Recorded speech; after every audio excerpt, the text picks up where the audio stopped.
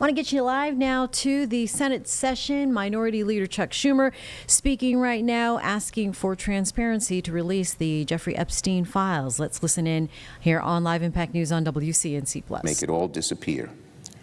Because whenever Donald Trump points a finger, it's because he knows he's guilty of what he's accusing everyone else of. That's his M.O. When he does something, when he knows he's done something wrong, instead of admitting it, instead of trying to make amends, he points the finger at someone else and accuses them of the very thing he has done. That's how he's lived his whole life.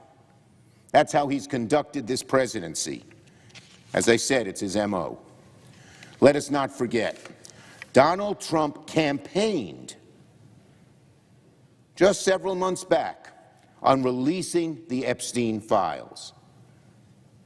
Donald Trump was the only president or politician to ever campaign on releasing the Epstein files. And now, very simply, Americans are demanding he honor it. A good number of people voted for Trump because he promised to be their voice against the so-called deep state. But now they have seen he is very much part of that deep state. He's right in the middle of it. People believed he would drain the swamp. Now he's right in the middle of the swamp. And that's why Americans across the political spectrum, right, center, left, Democrats, Republicans, independents, Americans across the political spectrum are angry with Donald Trump because they now are seeing his promise to drain the swamp was total fiction. He's in the middle of it. He's adding to it. Trump promised transparency. He told his supporters he'd expose the truth. He's done the opposite. He's smothered it more than ever before. And meanwhile, House Republicans had the chance to show courage, to do the right thing and act.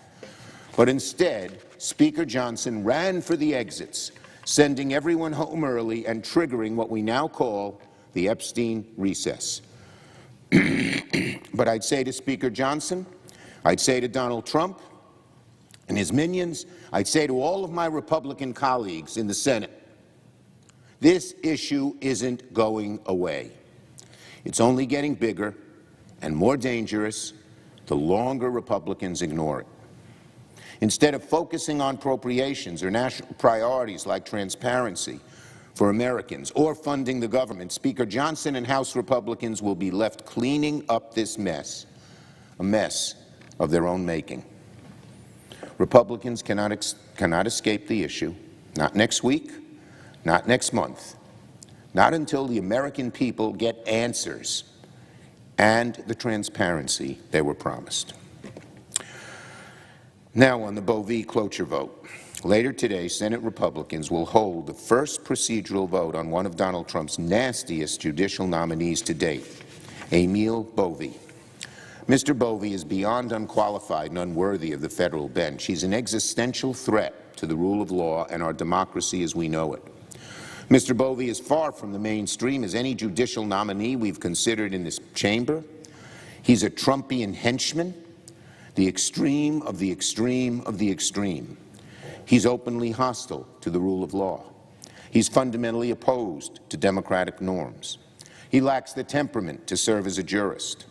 And above all, Bovi is religiously obedient to Donald Trump. We all know that one of the only things that matters to this president is brazen, unyielding obedience to him, no matter how wrong he is, no matter what lies he tells. Mr. Bovi made a name for himself by cleaning up Donald Trump's dirty laundry. That's what he did. He cleaned up Donald Trump's dirty laundry. He's a devout January 6th apologist who defended Trump as his personal attorney after Trump was charged with inciting the insurrection. At the Justice Department, he wielded his power to fire prosecutors working on January 6 criminal cases and punish FBI agents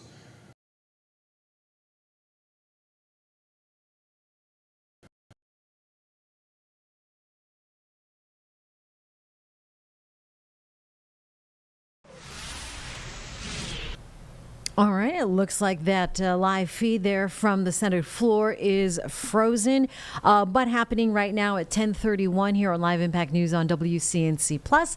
The Senate Judiciary nominations hearing is taking place right now. We see Chairman Grassley speaking as this committee is having to re-vote on 7 of President Trump's judicial nominees, including Janine Pirro's nomination to be U.S. Attorney for the District of Columbia. Let's go ahead and listen in here on Live Impact News.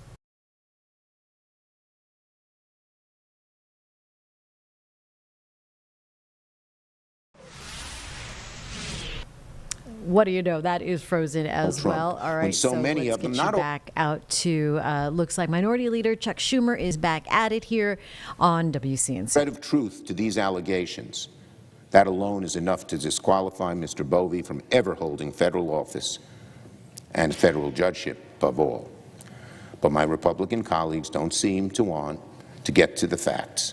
Republicans are so afraid of Donald Trump, so willing to do whatever he says, that many of them are going along with Bovee's nomination without a whisper, without so much as a whisper of scrutiny. Also, all the signs are pointing towards Bovee being a disastrous judge who will take advantage of his power on the Third Circuit to settle scores and advance the Trump agenda. So Republicans have a decision to make. If they still have any respect left for the Senate as a check on the executive, if they still have any respect for our judiciary and the rule of law, then Republicans should join Democrats, vote no on Mr. Bovee's nomination.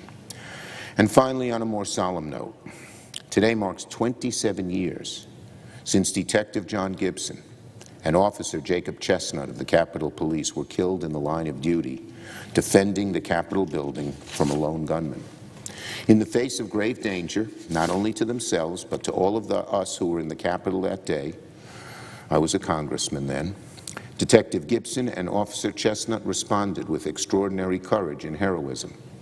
Because of their sacrifice, a potentially catastrophic situation was contained in a matter of minutes, and countless innocent lives were spared. So today we honor the memories of Detective Gibson and Officer Chestnut, and we thank all of our Capitol Police for doing the work they do day in and day out to keep the Capitol complex safe and secure. I yield the floor and note the absence of a quorum.